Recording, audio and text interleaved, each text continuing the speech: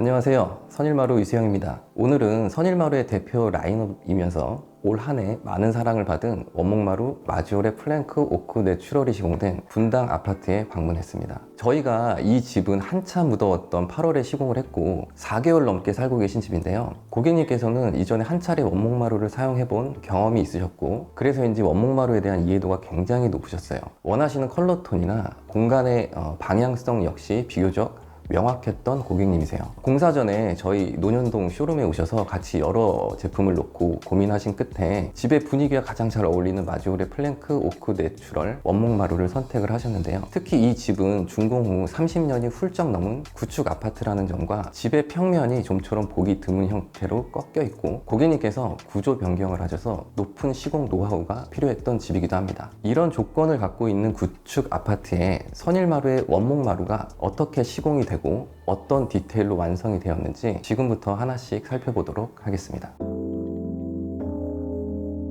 먼저 현관입니다. 일반적인 현관의 모습과 다른데요. 보통 현관은 현관 타일, 디딤석, 재료 분리대, 마루 이런 식으로 이루어져 있는 게 일반적인 경우입니다. 하지만 졸리컵 마감으로 현관 타일과 원목마루 두 가지 마감재만 사용해서 마감을 함으로써 확장성과 일체감을 준 것이 특징이라고 할 수 있습니다. 이 집은 마루 방향이 복도 길이 방향으로 설계가 되어 있는데요. 이런 식으로 연결이 되면 마루의 폭 방향과 측판이 만나게 되는데요. 이러면 졸리컵 마감이 깔끔하게 나오기가 힘든 부분 때문에 첫 번째 마루의 방향을 틀게 됐습니다. 일반적으로는 전체적인 마루의 방향에 맞춰서 시공을 하는데 이 집 같은 경우에는 기존 마루 방향이 복도 길이 방향이 맞기 때문에 이렇게 현관을 설계를 하게 되었습니다. 제 생각에는 사실 하이엔드 인테리어라는 게 고급 마감재만 사용을 한다고 해서 하이엔드가 되는 건 아니라고 생각을 합니다. 좋은 마감재를 어떻게 우리가 활용을 하는지에 따라서 공간이 디벨롭 된다면 그 자체로 하이엔드 인테리어가 완성된다고 생각을 합니다. 간혹 모서리 파손이나 날카로움 때문에 걱정이 되는데요 하고 걱정하시는 분들이 좀 계신데요. 졸리컷은 난이도가 높은 시공인 만큼 숙련된 시공팀이 들어오고 정확한 재단 과정을 거쳐서 면 처리까지 하고 있기 때문에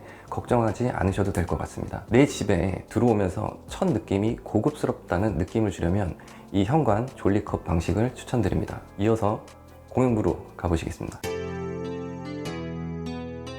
여긴 거실입니다. 거실을 보시면 대형 창을 중심으로 한쪽은 벽이, 다른 한 면은 붙박이장이 적용이 되어 있어요. 원목마루와 벽이 만나는 방법을 살펴보면 마이너스 몰딩을 적용을 했는데요. 흔히 구축 아파트에서 자주 볼 수 있는 두꺼운 걸레바지는 과감하게 제거하고 벽과 바닥의 경계를 최대한 정리해서 깔끔한 인상을 주는 몰딩 방식입니다. 대부분 마루 소재를 중심으로 좀 많이 보실 텐데요. 벽과 만나는 마감을 어떤 식으로 마감할지에 따라 집 분위기가 많이 달라진다고 해도 과언이 아닙니다. 마이너스 몰딩의 장점은 분명한데요. 두꺼운 걸레바지가 없어서 벽이 더 높아 보이고 공간이 훨씬 정돈돼 보이는 효과도 있어요. 또 하나는 청소에 관련된 부분인데요. 걸레바지가 없어 먼지가 쌓일 공간이 줄어들어 실제 생활에서 관리가 훨씬 편리한 점이 있으니 비단 원목마루뿐만 아니라 집의 인테리어를 하신다면 참고하시면 좋을 것 같습니다. 이런 디테일이 원목마루와 벽 마감이 함께 어우러질 때 비로소 완성도가 살아나게 됩니다. 그리고 마이너스 몰딩을 적용을 하게 되었을 때 눈으로 보이는 몰딩의 높이가 일정해야 되는데요. 앞서 설명드린 대로 30년이 넘은 구축 아파트다 보니 기존 마루 철거 후에 바닥의 레벨이 즉 수평이 좋지가 않았어요. 그래서 마이너스 몰딩을 하기 위해서 벽과 바닥이 만나는 부위의 레벨을 일정하게 처리하는 작업을 하는데 사실 좀 쉽지가 않았습니다. 하지만 지금 보시면 꽤 일정하게 라인이 형성이 되어 있는 걸 보실 수가 있습니다.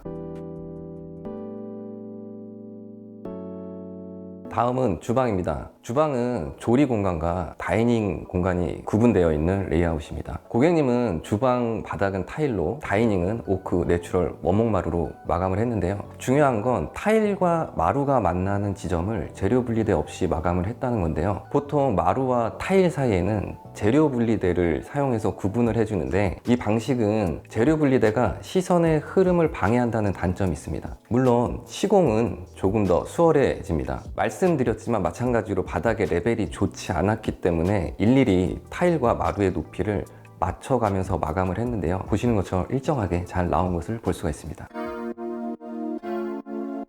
잠시 마루에 대해서 설명드리자면 마지오레 플랭크 오크 내추럴 제품은 원목 단판이 3mm짜리 제재목을 사용한 원목마루입니다. 표면에 과하지 않은 옹이가 살짝 들어가 있어 자연스러운 원목의 표정을 느낄 수 있고, 하부 하판은 전체 버치 하판으로 구성되어 내구성과 안정성을 모두 고려하였습니다. 컬러 톤은 일반적인 오크에서 노란기를 살짝 덜어낸 톤으로 보시는 것처럼 가구, 벽, 조명과 매칭이 굉장히 좋은 편입니다. 마루는 집의 가장 낮은 곳에 있으면서 우리가 잠을 자는 시간을 제외하면 사실상 가장 오랜 시간 동안 직접적으로 뭔가 밀착해 있을 만큼 촉감이 중요한 자재죠. 이런 면에서 보면 편안한 분위기를 연출하기에는 플랭크 오크 내추럴만한 제품이 없는 것 같습니다. 원목마루를 선택하실 때 팁을 좀 드리자면, 제품의 컬러에 너무 집착할 필요가 없다?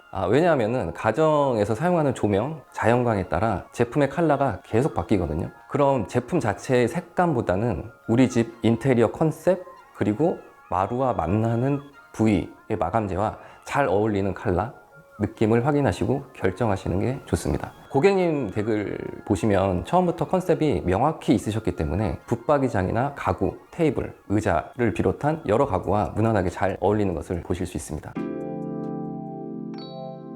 사실 이 부분에 갑론을박이 있었던 부분이기도 합니다. 정확한 건 정답이 없다는 건데요. 복도 방향과 같은 방향으로 이어서 갈 것인지, 아니면 복도가 생긴 대로 방향을 꺾어서 갈 것인지 결정을 해야 되는데요. 고객님께서는 기존 마루 방향을 유지해서 시공되는 걸 원하셨습니다. 사실 중요한 건 꺾이는 부분조차 재료 분리대를 사용하지 않고 자연스럽게 시선의 흐름을 유도한 게 마감이 잘 나온 것 같습니다. 이런 식으로 시공을 하면 마루의 TNG, 즉 텅행 그루브라고 하는데요. 마루에 결합되는 부분이 측면에 있는데 이 부분이 없이 시공이 되기 때문에 결합이 잘 안 되는 거 아닌가 하고 생각하시는 분들이 있어요. 저희는 보이지 않는 부분까지 현장에서 TNG를 만들어서 들어가기 때문에 사용상의 문제가 없습니다. 면과 면이 만나는 부분이 많기 때문에 보행감에 신경을 더 써야 했던 부분이고요. 손이 많이 가는 위치긴 하지만 사용하시는 고객님의 안전과 보행감을 위해서 노력한 흔적이기도 합니다. 방 부분을 보시면 순환 동선으로 설계를 하셨는데요. 꺾이는 구조 때문에 어느 한 부분에서는 사선이 걸리는 부분이 생길 수밖에 없었습니다. 고객님과 협의를 해서 다용도실로 사용하고 계시는 이 방만 사선이 나오게끔 마루를 시공해 드렸습니다. 오늘은 인터뷰를 준비를 했는데요. 선일마루 고객님이시면서 봉주루 하우스라는 리빙 크리에이터로 활동하고 계신 고객님이십니다. 오늘 귀한 시간 내주셔서 감사합니다. 인테리어를 준비를 하시면서 수많은 마감재들을 고민을 하셨을 텐데요. 특히 바닥재 중에서 선일마루, 원목마루를 선택하시게 된 계기가 있으실까요? 이번 집은 오래 거주할 집이라 내구성까지 좋은 마루를 하고 싶다고 말씀드렸더니 인테리어 실장님께서 정말 적극적으로 추천해 주셔서 고려하게 됐어요. 사실 겉표면이 예쁜 마루는 많지만 보이지 않는 안쪽 합판까지 신경 써서 쌓은 자재는 잘 없거든요. 이게 내구성과 직결되는 부분이다 보니 이번에 좀 중요하게 따져봤고요. 여러 현장에 시공해보니 자재는 물론 시공 기술도 중요하다고 하셔가지고 전문가의 선택을 전적으로 믿고 따랐습니다. 그리고 집 평수가 좀 커져서 광폭마루를 깔아야 시원시원해 보일 것 같았는데 선일마루에는 너비와 길이, 두께까지 고려할 수 있는 옵션이 많아서 좋았습니다. 그 원목마루를 결정하실 때 가장 신경 쓰셨던 부분이 어떤 게 있을까요? 아무래도 눈으로 보이는 최종 마감재의 색감이나 결이 취향에 맞는 건 당연히 고려돼야 되는 부분이라고 생각하고 꼭 함께 살펴봐야 되는 게 내구성 아닐까 싶어요. 마루야말로 넓은 면을 차지하기도 하고 밟고 걷고 눕고 하면서 소모가 되는 소재다 보니 내구성을 안 따질 수 없더라고요. 특히 한국은 바닥 보일러를 떼니까 허술한 자재는 계절이 몇 번만 바뀌어도 금세 좀 티가 나는 걸 경험하기도 했었어요. 인테리어나 가구를 보면 선택하신 마조리 플랭크 오크 내추럴 제품과 잘 어울리는데요. 처음부터 전체 컨셉을 계획을 하고 준비를 하셨을까요? 제가 오크나 자작나무 소재의 원목 가구를 많이 갖고 있다 보니 이 가구들과 어울리는 색감과 결을 따져보긴 했고요. 플랭크 오크는 누런기도 적고 결도 자연스럽고 옹이도 적당해서 공간이 비어있을 때까지 예쁘더라고요. 또 특유의 착색 기술로 변색도 적다고 해서 오래오래 새 것 같은 컨디션으로 사용할 수 있지 않을까 싶어서 기대가 됩니다. 인테리어를 해보신 입장에서 그 바닥재를 지금 고민하고 계신 다른 분들께 어떠한 점을 가장 염두에 두면 좋을지 한번 말씀해 주시죠. 제 계정에서도 인테리어 고민을 갖고 계신 분들이 종종 같은 문의를 주시는데요. 시선과 피부가 많이 닿는 넓은 면을 깔끔하게 손보고 나머지는 가구와 취향으로 채우는 걸 늘 추천드리고 있어요. 저도 같은 관점에서 인테리어를 했고요. 마루는 면적이 넓어서 예산의 영향을 많이 받긴 하지만 저처럼 집에 오래 머무는 집 생활자라면 과감히 투자해보셔도 후회 없을 거라고 생각합니다. 오늘은 분당 구축 아파트에서 선일마루 마지오레 플랭크 오크 내추럴 레퍼런스를 함께 살펴봤습니다. 바닥재는 현관문을 열고 들어갔을 때 그 집에 대한 인상을 심어주고 내 몸에 가장 많이 닿는 마감재입니다. 집에 쓰는 바닥재의 종류는 많이 있는데요. 하지만 원목마루는 단순히 바닥을 채우는 마감재가 아니라 공간의 분위기와 삶의 질을 결정하는 중요한 요소라고 생각합니다. 어떤 마루를 선택하고 어떤 방식으로 시공하느냐에 따라 공간의 인상이 크게 달라집니다. 선일마루는 앞으로 공간에 맞는 원목마루 그리고 나의 취향에 맞으면서 오래 사용할 수 있는 원목마루를 꾸준히 큐레이션 해드리겠습니다. 지금까지 선일마루 이수영이었습니다. 감사합니다.